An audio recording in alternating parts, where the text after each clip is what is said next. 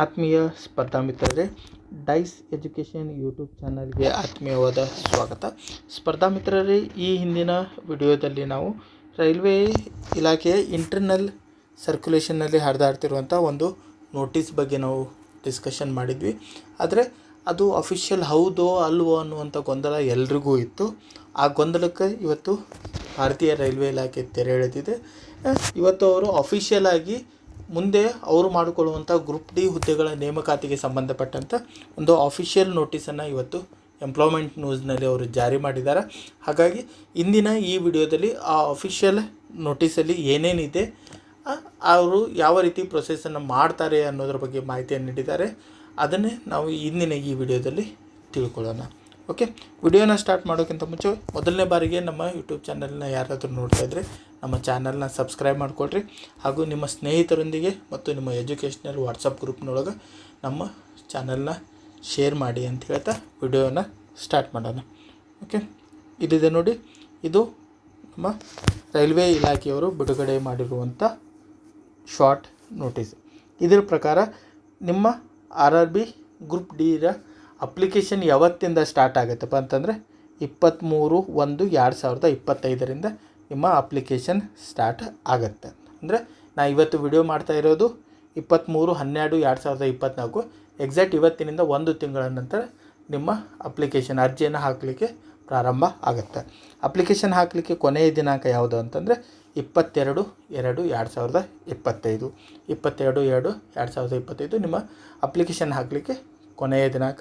ಸುಮಾರು 1 ತಿಂಗಳ ನಿಮಗೆ ಸಮಯವನ್ನು ಕೊಟ್ಟಿದ್ದಾರೆ.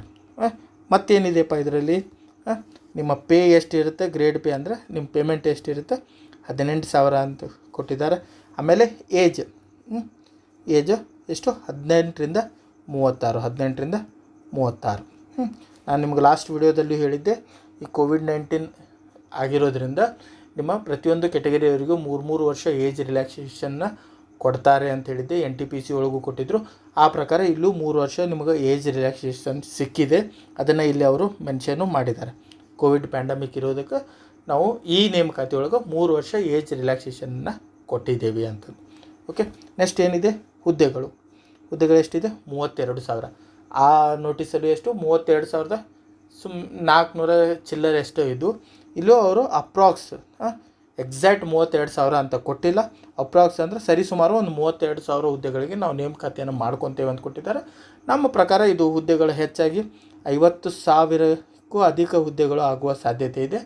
ಯಾಕಂದರೆ ALP ಮತ್ತು ಟೆಕ್ನಿಷಿಯನ್ ಹುದ್ದೆಗಳನ್ನು ಮೊದಲು ಕಡಿಮೆ ಹುದ್ದೆಗಳಿಗೆ ನೋಟಿಫಿಕೇಷನ್ ಮಾಡಿದ್ರು, ಆಮೇಲೆ ಅದಕ್ಕೆ ಹುದ್ದೆಗಳು ಆ್ಯಡ್ ಆಗಿದ್ದು. ಅದೇ ರೀತಿ ಇಲ್ಲೂ ಆಗುತ್ತೆ. ಸುಮಾರು 50,000ಕ್ಕಿಂತ ಹೆಚ್ಚಿಗೆ ಹುದ್ದೆಗಳಿಗೆ ಅವರು ನೇಮಕಾತಿಯನ್ನು ಮಾಡ್ಕೊತಾರೆ. ಮತ್ತೇನಿದೆ, ಮೋಡ್ ಆಫ್ ಎಕ್ಸಾಮಿನೇಷನ್, ಯಾವ ರೀತಿ ಮಾಡ್ತಾರೆ, CBT ಅದು ಕಂಪ್ಯೂಟರ್ ಬೇಸ್ಡ್ ಟೆಸ್ಟ್ ಇರುತ್ತೆ. ಮತ್ತು ನಿಮ್ಮ ಎಕ್ಸಾಮ್ ಫೀಸ್ ಏನೇನಿರುತ್ತೆ, ಜನರಲ್ನವರಿಗೆ ಇಲ್ಲೇನು ಕೆಲವೊಂದಿಷ್ಟು ಕೆಟಗರಿಯನ್ನು ಕೊಟ್ಟಿದ್ದಾರೆ. PWBD, female, transgender, ex service man, ಮತ್ತು SC ST, minority community, economical backward classes, ಇವರಿಗೆಲ್ಲ 250 ರೂಪೀಸ್ ಇರುತ್ತೆ. ನೀವು ಎಕ್ಸಾಮ್ ಬರೋದ್ರ ನಂತರ ನಿಮ್ಗೆ 250 ರೂಪೀಸ್ ರಿಫಂಡ್ ಆಗುತ್ತೆ. ಇವ್ರನ್ನ ಬಿಟ್ಟು ಉಳಿದವ್ರಿಗೆಲ್ಲ 500 ರೂಪಾಯಿ ಇರುತ್ತೆ. ನೀವು ಎಕ್ಸಾಮ್ ಬರೆದು ಬಂದ ನಂತರ ನಿಮಗೆ 400 ರೂಪಾಯಿ ನಿಮ್ಮ ಅಕೌಂಟಿಗೆ ರಿಫಂಡ್ ಆಗುತ್ತೆ. ಅದನ್ನು ಬಿಟ್ಟರೆ ಮತ್ತು ಯಾವುದೇ ರೀತಿಯ ಹೆಚ್ಚಿಗೆ ಮಾಹಿತಿಯನ್ನು ಕೊಟ್ಟಿಲ್ಲ. ಎಲ್ರಿಗೂ ಇರುವಂಥ ಪ್ರಮುಖ ಗೊಂದಲ ಏನು, 10th ಮೇಲೆ ಕರೀತಾರೋ ಅಥವಾ 10th + ITI ಇರುತ್ತೆ ಅಂತಂದು. ಅದ್ರ ಬಗ್ಗೆ ಇಲ್ಲಿ ಯಾವುದೇ ರೀತಿಯಾದ ಅವರು ಮಾಹಿತಿಯನ್ನು ನೀಡಿಲ್ಲ. ಅದನ್ನು ಅವರೇನು ಫುಲ್ ಡೀಟೇಲ್ ನೋಟಿಫಿಕೇಷನ್ ಬಿಡ್ತಾರಲ್ಲ, ಅದ್ರ ಬಗ್ಗೆ ಅವರು ಮಾಹಿತಿಯನ್ನು ಆ ನೋಟಿಫಿಕೇಷನಲ್ಲಿ ಅವರು ಮಾಹಿತಿಯನ್ನು ನೀಡ್ತಾರೆ. ಅದೇ ನಾನು ಲಾಸ್ಟ್ ವಿಡಿಯೋದಲ್ಲಿ ಹೇಳ್ದಂಗೆ ಮೇ ಬಿ 80-20% ಮಾಡುವ ಸಾಧ್ಯತೆ ಹೆಚ್ಚಿದೆ. 50-50 ಮಾಡ್ಬೋದು. ಅದು ಮಾಡ್ಬೋದು, ಮಾಡ್ತಾರೋ ಇಲ್ಲೋ ಗೊತ್ತಿಲ್ಲ. 80% 10th + ITI,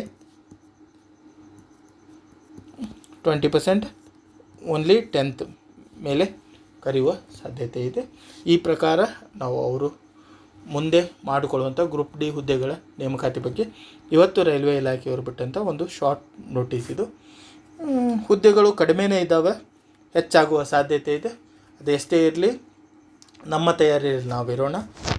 ನಿಮಗೆ ಪರೀಕ್ಷೆಗೆ ಎಷ್ಟು ಟೈಮ್ ಸಿಗ್ಬೋದು ಅಂತಂದರೆ ಸುಮಾರು 6 ರಿಂದ 8 ತಿಂಗಳು ನಿಮ್ಗೆ ಕಾಲಾವಕಾಶ ಸಿಗುತ್ತೆ. ಹಾಗಾಗಿ ಎಲ್ಲರೂ ಒಳ್ಳೆಯ ರೀತಿಯಲ್ಲಿ ತಯಾರಿಯನ್ನು ಮಾಡ್ಕೋರಿ.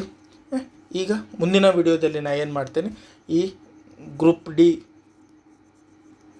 ಎಕ್ಸಾಮಿಗೆ ಸಂಬಂಧಪಟ್ಟಂಗೆ ನಿಮ್ಮ ಪಠ್ಯಕ್ರಮ ಏನೇನಿದೆ, ಲಾಸ್ಟ್ ವಿಡಿಯೋದಲ್ಲಿ ಎಕ್ಸಾಮ್ ಪ್ಯಾಟರ್ನ್ ಯಾವ ರೀತಿ ಇರುತ್ತೆ ಅಂತ ನಾವು ಆಲ್ರೆಡಿ ಡಿಸ್ಕಸ್ ಮಾಡಿದ್ದೇವೆ.